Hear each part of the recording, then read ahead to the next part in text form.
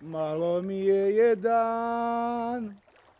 jedan život s tobom. Velečasni!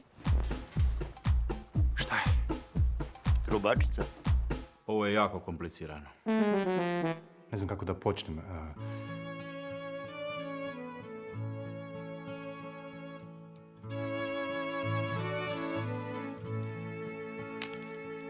Bože, ja predajem se tebi, u tvoje ruke dajem život svoj.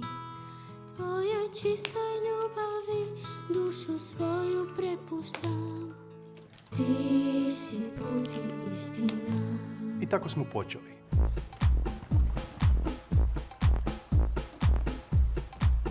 Kažu kad ga imaš, ko da ga nemaš. Toliko su tanki.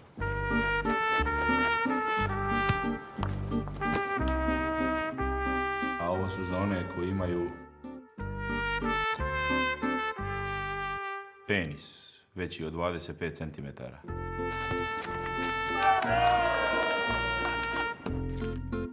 Izašao je. Ja prestajem to raditi. Zašto? Pojavile su se nuspojave. Uzimaš li Vesnu za svoju suprugu?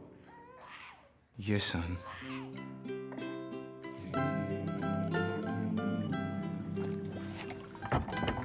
2 sata su se tako susretali. 3 naša kondoma potrošili. A najčudnije je to što jedan vodi HDZ, a drugi SDP.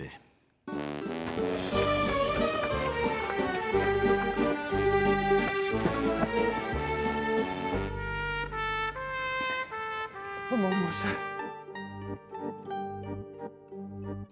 Eto, vidite da nije sve tako crno.